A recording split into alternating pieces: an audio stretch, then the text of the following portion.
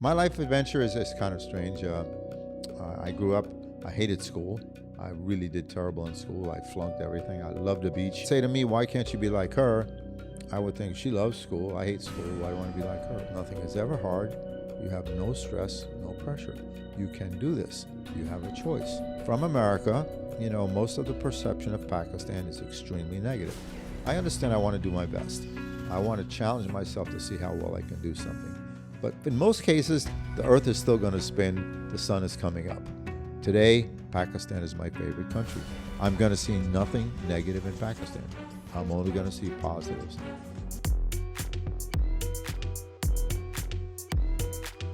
We have a very special guest in today's podcast, Gabrielle. We want to welcome him in Pakistan and also in our podcast. He is former director of engineering for US Air Force, and he is former contractor and engineer of NASA. Yes. And he kept 11 years as a member of Speaker Bureau of NASA. And he has very very good experience of life.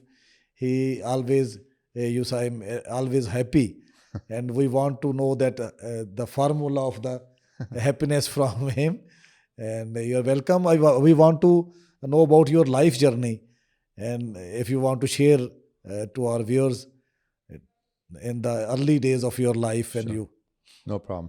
First of all, I'd like to thank you for inviting me here. I appreciate the opportunity. I tried to come to Pakistan in January for Future Fest, and I really was excited about it. It was kind of crazy. I was on my way to the airport. My bags were packed, ready to get on a plane. Halfway there, we had bad weather. They canceled my flight. I missed a connection flight in Miami, so the whole thing was canceled. So I was trying to come back to Pakistan. I had a trip scheduled to India and Sri Lanka in October. So I said, okay, I'm going to be in India, Sri Lanka. I can go to Pakistan as well. So I spoke with Hafsa, and she said, yes, come to Pakistan. So I had the opportunity to come here, and it's been amazing. It's really been a pleasure. People have been so kind. I'm very, very thankful for the opportunity. My life adventure is kind of strange. I grew up, I hated school. I really did terrible in school. I flunked everything. I loved the beach. I loved sports. So when I was a little kid, they dragged me off the beach and they put me in a box. Said, read. And I didn't want to do that. So I really, really struggled. To make it worse, I have a twin sister who loves school. So when you have a twin or brother, sister close in age, you're always compared. So I was always compared to my sister, who for some reason at 3 years old knew she wanted to be a teacher. Somehow at 3, she knew that. So she loved school. And so she was really happy going to school. I was really miserable, and I would drive my parents crazy. They would say, why can't you be like your sister? She's enjoying everything. All you do is cause problems. And when they would say to me, why can't you be like her? I would think, she loves school. I hate school. Why do I want to be like her? So I struggled. And we have to go to high school in America. I did not want to go to high school, but we had to go to high school. We have great sports programs in high school. So I said, okay, I have to go to high school. I'm going to go play high school just to play sports. I'm not going to do anything else. Our high school is 4 years long. So that's what I did. At the end of 4 years, I said, I'm done. Never going back to school again. Not enough money in the world to drag me back. So my first job after high school was working at McDonald's, making burgers, flipping fries. It was just a lot of fun. No homework, no tests, hanging out with my buddies. I said, this is great. I know what I'm going to do. But the problem is I like to race cars. I like to race cars and build cars, and I could not generate the income at McDonald's. So for 12 years, I tried many different things. Nothing worked. After 12 years, I said, okay, I've got to go to university. So I went to university at night. It took me 8 years to finish university at night. So 20 years after I finished high school, I finished university. And one of the things I talk with the kids about, how important it is to go to university. It was the best thing I ever did. And I also tell them I used to think you had to be so smart. I could never go to university because I wasn't smart enough. But you don't have to be smart. You just have to be determined. Mm-hmm. And my message is always to them, if I can do it, so can you. Thank you. Thank Sure. you, sir. As a public speaker, you always want to talk with the children. Yes. Why this is? The children are so important near you and your life. Yeah, kids struggle. They really struggle, and they're surrounded by work hard stress and pressure, and they're 10 years old. They're kids. They should be having fun, but their parents put that on them. You must work hard. You must work hard, and their parents are filled with stress and pressure, so they see the same thing, and they learn this, and they learn it, and they live it, and they become it, and they pass it on to their own kids. And I think you have a choice. I want you to know you have a choice. You can have a life where you never work, nothing is ever hard. You have no stress, no pressure. You can do this. You have a choice. We're going to pass through life the same way, doing the same thing. It's only the mental approach. If you can get your mind in a positive way, if you can learn to feel good about yourself, feel happy with everything you do, you'll never work. You'll have no stress, no pressure. And I do this. I live this way. And one of the things I explained to them, how I struggled in life, because they see, this NASA guy, he's way above me. I could never be like him. So the first thing I said, look, I'm just like you. Actually, I'm worse than you because I struggled so bad. And the kids, they connect with that. They think, hey, this guy, he's like me. First thing I tell them, all of them, I don't care their age, I say, look, my name is Gabe. This is what my friends call me. This is what I want you to call me. I know your culture says Mr., Sir, but I want you to call me Gabe. So if an 8 or 10-year-old kid runs up and says, hey, Gabe, I know they've let me into their world and they'll listen. I have to relate to them. I can't expect them to relate to me. And I never stand above a kid. When I'm talking with a kid, I'm always eye to eye. If he's a piece of meter high, I'm a meter high. I'm never above them looking down. I'm always looking in their eyes, and I try to look in their eyes and make that connection. It's very, very special. I can't explain it, but I feel it. And I get so much from it. I don't charge any money. I pay my own airfare. I don't ask for anything but the opportunity. And that's why I said to you, I thank you for the opportunity, and without you or somebody like you, I have no venue to do this. Okay. But I just think kids need to know they have a choice with life. And I talk about 3 things. Do your best, enjoy what you do, believe in yourself. If you can learn those 3 things, I don't care your age, you learn those 3 things, and especially that belief in yourself. You develop that belief in yourself where it's really strong. All stress, all pressure is self-induced. People have it because they have a fear of failure, a fear of not doing right. They don't have that belief in themselves. They can have millions of dollars. They can be successful everywhere, but they're filled with stress and pressure. They just don't have that belief in themselves. So I have to get the kids to understand you can develop that belief in yourself. And once you're there, your life is really easy. You never have stress. You just think you can do it. Hey, go do this. Yeah, I can do it. It's just have that belief in yourself. So my main objective when I go to schools, we talk about the space shuttle. We talk about astronauts up in space, all the cool things that happen within the space program. I love the space program. It's magic. It's so much fun. And when I'm talking with them, I'm not technical. I'm talking about what it's like to be a fan, what it's like to see a launch, what it's like to see ships being put together, how your mind is going one place and your mind is out here, and then it becomes reality because a ship going where your mind is thinking. So it's so much fun. But my main objective is to give them hope. 2 things. When I leave, I want them to have hope for the future and believe in themselves. Okay. If I can get that across to them, and what people don't understand, people say, you could make so much money. Why don't you charge? What I get from it, money can't buy. Okay. And anytime money enters the equation, it becomes most important, either by the person paying it or one receiving it. By not charging anything, I take money out of the equation. It's doing it for the joy of doing it. And when you do something for the joy of doing it, just with no expectations, it comes back to you 1,000 times over. Okay, nice. As you have visited 17th country, and now you are in Pakistan, it's I think 18th. Yes, correct. And what you feel about the Pakistan, as you heard before, and now you see and met some people there. So one thing I say to people, when I go to a country, I'm not looking at the nationality of the people. The kids are the kids. Okay. They're not from Pakistan when I'm looking at them, even if I'm in Pakistan. They don't have a P on their head. This is Pakistan. They're just kids. Okay. And they're all the same. Every 18 countries, they are identical. Mm-hmm. They have the same look in their eyes. They have the same expression on their face. It's amazing to me how much we are alike. Not a little bit, but identical. So for me, I don't really think about the country. But of course, from America, most of the perception of Pakistan is extremely negative. All we hear is negative. There's terrorists there. They're going to try to kill you. Everything is kind of crazy. A lot of people, when I was coming to Pakistan, don't go to Pakistan. It's dangerous. It's unsafe. Don't go to Pakistan. They send me things from the British consulate. They've got a travel ban. Don't go to Pakistan. American, don't go to Pakistan. Travel ban. So look, I'm going. I trust the people I'm going to see. I knew about Lahore from Future Fest. I knew this is a highly technical place. Dealing with Hasfa, she's a great person. This person is just like everybody else in the world. So I came here with the idea, I'm going to see what it is, if it's, different. It's been phenomenal. It's been just like every place I've ever been, just like every other country. I kid around. I even took a picture. We went to Kentucky Fried Chicken the other day. Okay. Nobody in America is going to think there's Kentucky Fried Chicken. It's not. It's Pakistan, So I took a picture of Kentucky Fried Chicken. I'm going to show my friends. Yeah, I'll put it on Facebook. Yeah, this is Pakistan. It's just like everywhere else. Wow. So it's been amazing to me to be here. The kids are identical. People are so kind, just like everywhere in the world. They're so kind to me. I'm always thankful every minute of every day. Thank you very much. I want to also, I need that you share with my audience that you are now in 90 and you are feeling like 19. Yes. And why you are so happy, so energetic. And what's the three things you share with me? Sure. That how you can be happy like you. No?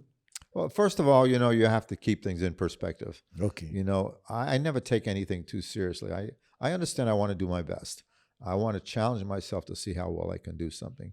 But in most cases, the earth is still going to spin. The sun is coming up.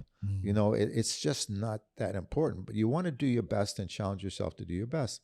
But don't make it so important that you're afraid if you make a mistake, it's going to stop the earth from spinning or you're going to destroy people's lives.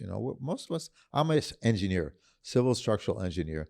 I deal with roads and bridges, the infrastructure, buildings, roofs, this kind of thing.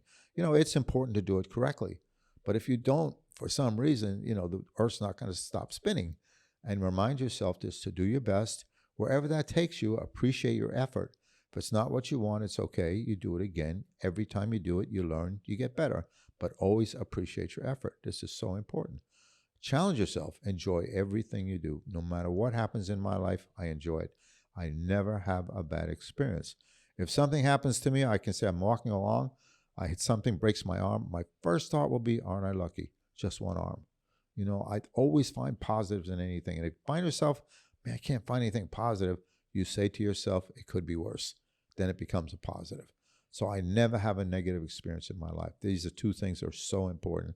And the third thing is that belief in yourself. Okay. And we talked a little bit earlier about how few people have that belief in themselves. I don't care how much money they have. I don't care how successful they are. That's why they have stress. That's why they have pressure. All stress, all pressure is self-induced. People don't have that belief in themselves. They're afraid to mess up. Doesn't matter how talented. I've seen people, I think they're so smart, so much more talented than me, and they're miserable. They have no belief in themselves. And in spite of everything they accomplished, they don't have that belief in themselves. So I talk about how you get that belief in yourself. Basically, everything is about goals. And goals usually start with a dream. You have a dream, you write it down. This is my goal. So I'm here and I want to go there. How do I get there? What steps do I get there? And always plan small steps. Don't be in a hurry. Take your time. Every time you complete a step, the smaller the step, the easier it is to accomplish. The easier it is to accomplish, you build confidence and a belief in yourself. And you want to do that very, very slowly. You build and you build and you build, maybe years, 2 years, whatever, till you get to the point when you say to yourself, I can do anything. Mm-hmm. And when you believe you can do anything, you never have stress. You just go do it. And when you do it with that perspective, you have fun doing it, you do it better. So this is my thing with the kids. 8-year-old kids, I talk this way. Okay. 8 years old and up, they have the capacity to understand and to learn.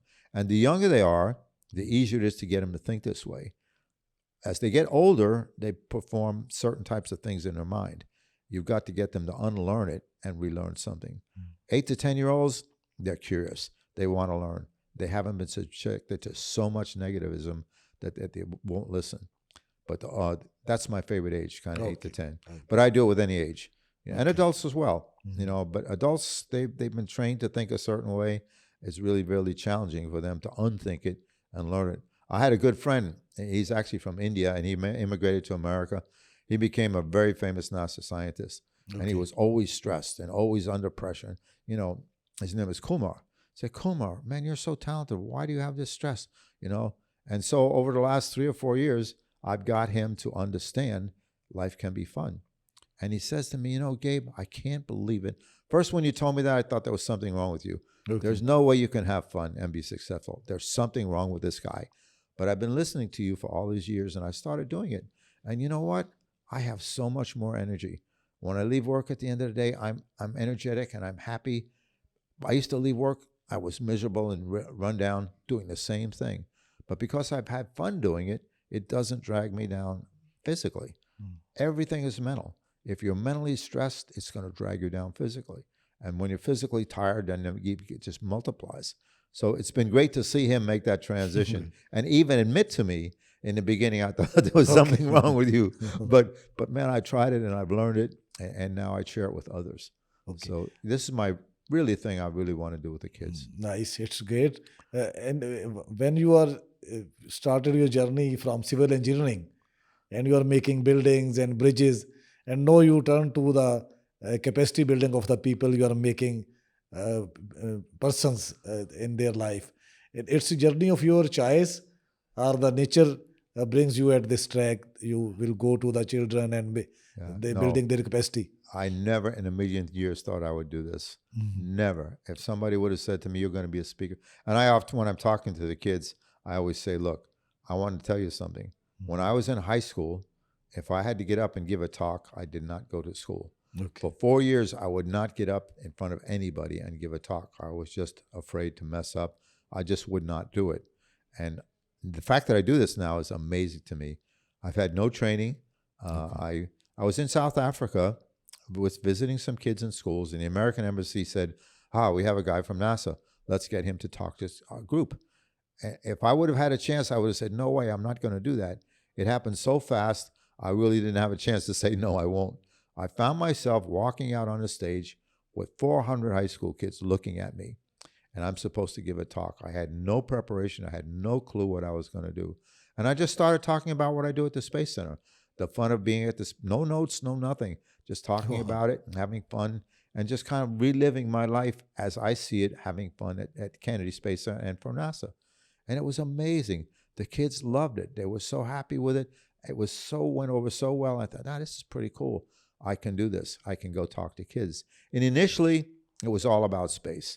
But then I started looking around and saying, why is everybody struggling? Especially on Kennedy Space Center. Kennedy Space Center is one of the most magical places in the world. We make a lot of money. We're by the beach. The weather is great. We've got ships going to different planets. People would come in on Monday. Oh, man, I can't wait till Friday. I got to work. Hey, this isn't work. This is fun. But they were so entrained that way. And I said, well, what makes me different from them? We're doing the same thing. They're more talented than me. They're smarter than me. Why am I having fun and why are they miserable? And I just kind of looked at it as this learned behavior. They learned this growing up and now they're living it. So I thought, if I can get with kids and talk with kids at a younger age and say, look, I'm no different than you. That's why I tell them how I struggle. I want them to know right away, I'm Gabe. I'm your friend. I'm just like you. And if I can get that in their heads and they'll listen to me, you have a choice. You don't have to work hard. Anytime you see somebody successful, I don't care what it is. They said, I worked hard. I really worked hard. Everybody says it. I worked hard. Working hard are two negatives, Why not say I had a great time doing it? I had fun doing it and I'm successful. Nobody, I promise you, you have never heard anybody say that except for me. I say it, but I promise you, you've never heard anybody say, I've been successful having fun. But why not? Either way, you're going to do it. I tell the kids, you're going to walk down the same road, doing the same thing, the same way. It's only how you mentally look at it, and you always have a choice. So my goal is always to get them to understand you can do this, and what I get from it, I can't put into words, but it's the most magical sensation. I say I'm selfish. People think you're giving and giving, but I'm not. I'm getting way more than I'm giving. Yeah. Okay, it's new. This is, I think, when you get something. Yeah. What's if you want to share with us, do you have any regret about your past life? If you given a chance again, what you do or what you didn't? Well, only thing, and it's not really a regret. It's yeah. I wish I might have done it a little differently. And I tell kids all the time, it's going to school. When I was growing up, when I hated school, I didn't give it a chance. And now, of course, based on what I knew then, I did the best I could. If I could go back and take that knowledge with me, I would do differently. I would challenge myself to do well in school, to have fun in school. Instead, I wanted no part of it. I wanted to be at the beach. I wanted to be playing sports. I really don't like to read. And they put me in a box. I love being outside. I love being in the sunshine. I race cars. I'm outside all the time doing things outside. I love being outside. So when they stuck me, and I call it a box, it was a classroom, but they stuck me in this box and they said, read. I didn't want to read. I didn't want to be in this box. I really, really struggled. It's my own fault. I looked at it the wrong way. I should have said, okay. Of course, at that age, I didn't know. I just knew what I wanted to do, and I couldn't. If I could go back and do it, I would try to do better in school. Okay. Yeah. Gavin, at your age, the people enjoy retirement life, and you are traveling all over the globe and spreading happiness among the people. Yeah. What's the goal of your life at this stage? So first of all, I'm 19. Okay. You have to understand my age is 19. Okay, 19. It's a mental age. Okay. And I live it, and I believe it. Okay. And the reason I say 19, I struggle with life, really struggle with life. Between 18 and 19, my whole life changed. Okay. Everything. When I turned 19, I left home at 18, got away. I had great parents. I didn't want them telling me what to do. You have to do this, you have to. I didn't want it. I wanted to make my own decisions, do whatever. I didn't know what it was, but I wanted to do it without them telling me what to do. So I left home at 18, joined the Air Force. Between 18 and 19, I learned to be independent, to take care of myself, to have fun, and just enjoy life. So I want to stay 19. Okay. And I stay 19. I'm pretty lucky. I'm physically fit. I actually work out 6 days a week when I'm in Florida and home, so I stay fit. It's also really important for me. I'm a role model for a lot of kids. Girls will listen. Girls are so much different than boys. Boys will not listen. They just tune you out. But if you look physically fit and you look pretty good to them physically, then they will listen more. Yes, of course. But so I know it's important for me to connect with the guys. I have to look fit, but I like looking fit anyway. That's why not. And so I don't think of age as one of the things. I go to the gym and I hear people coming in, oh, I'm doing pretty good for my age. Don't do that to yourself. You're giving an excuse not to do well. Come to the gym and do your best. Wherever that takes you, enjoy it. But don't put limits on yourself because of your age. So yeah, it's kind of evolved to the thing where I'm 19 and I live 19. My goals are pretty much simple. I just want to give kids a choice in life. And it's really just a magical sensation for me. I can't get enough of it. I'm never tired. I sleep 4 or 5 hours a night. I wake up happy. I wake up excited for the day. I don't like to eat. That's people always trying to force me to eat. I don't like to eat. I don't like to sleep, but I love everything else about life. It's just so exciting for me. And I never know what's going to happen. Like when I come here and I say, you plan the schedule, whatever, just like this podcast, you don't have to tell me the questions you're going to ask me. Just ask me. We'll wing it. We'll see what happens. That's exciting. It's just fun. Everything is fun for me. As you get tech revolution changed the life of the people in the world. And what impact do you feel after the growing social media and all things? What you feel at your life? What's the impact of? It's just amazing. I get hundreds of kids writing to me. It was something interesting happened. One of my first talks was in Trinidad.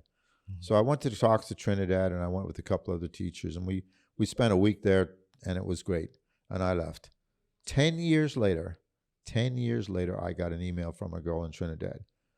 You don't remember, but when I was in Trinidad, I asked you for a picture of the space program, and you didn't have one, but you said you'd give me one.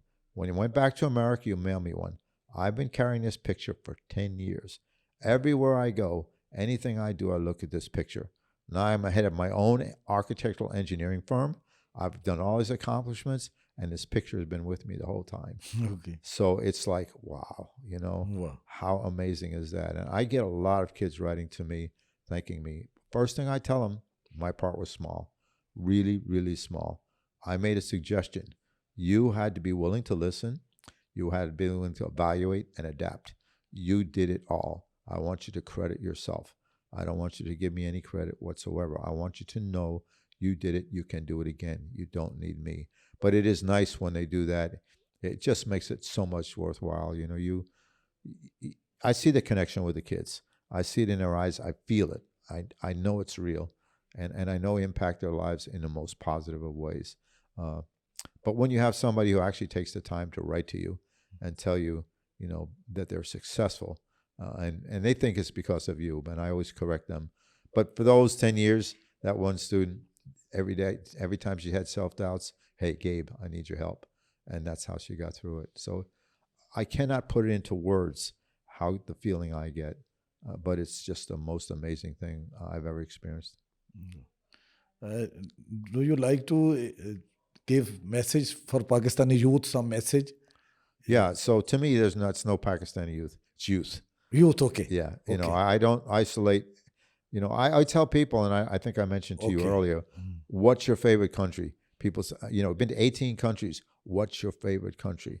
I always tell them the country I'm in. I'm in Pakistan right now. I'm not comparing it to anywhere else. I'm only looking for positives within Pakistan. Okay. And that's what I do with every country. Every country, when I'm in it, is my favorite country. Today, Pakistan is my favorite country. Okay. I'm going to see nothing negative in Pakistan. Okay. I'm only going to see positives. My favorite presentation, you've done thousands of presentations. What's your favorite one? The very last one I did. It's always my favorite. It's freshest in my mind. So for the kids in Pakistan, same thing. 3 things. Do your best. Enjoy what you do. Believe in yourself. You learn these 3 things, you will have a happy life. No stress, no pressure. Never work. Thank you. As Gabe, you appreciated the Future Fest, the largest tech event of Pakistan. How you can explain the need of the day, the events like this for the promotion of the tech industry? Yeah, so one of the things with me, when I first got involved with Future Fest, I was very skeptical. This is Pakistan. Yes. Pakistan is not technical. Pakistan is different from the rest of the world.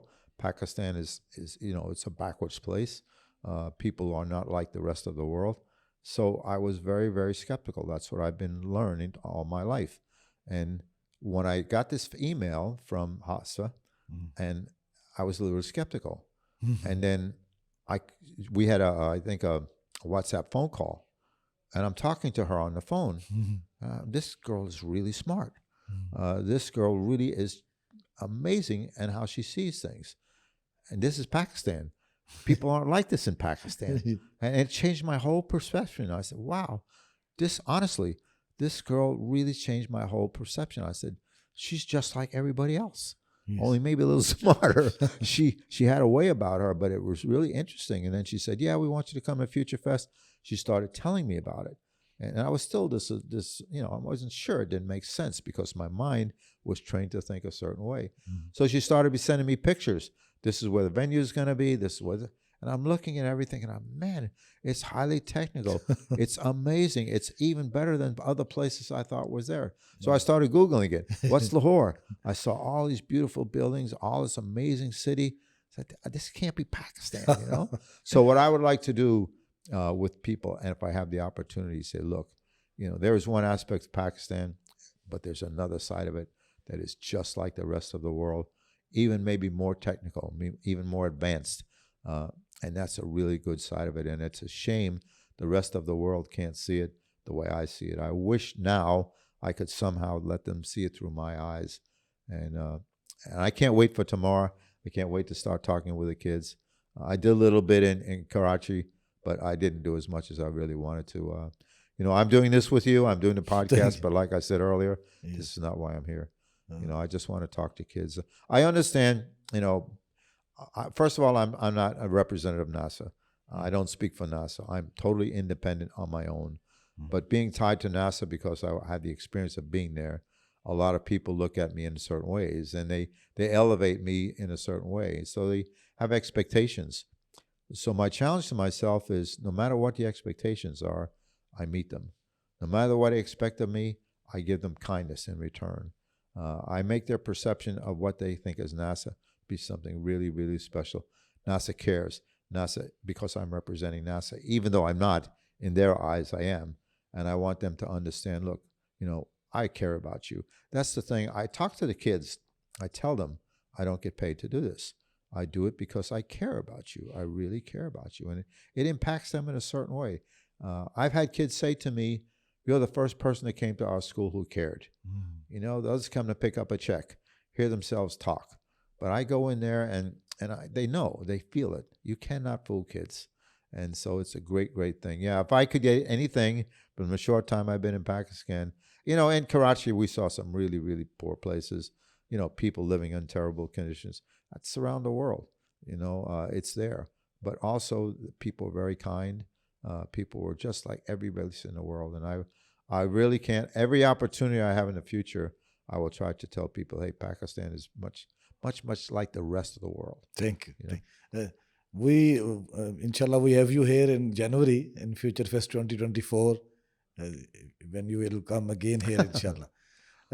Can you, a general perception is here that the gadgets and the social media and the technology did not give the player to the humanity. As you think like this?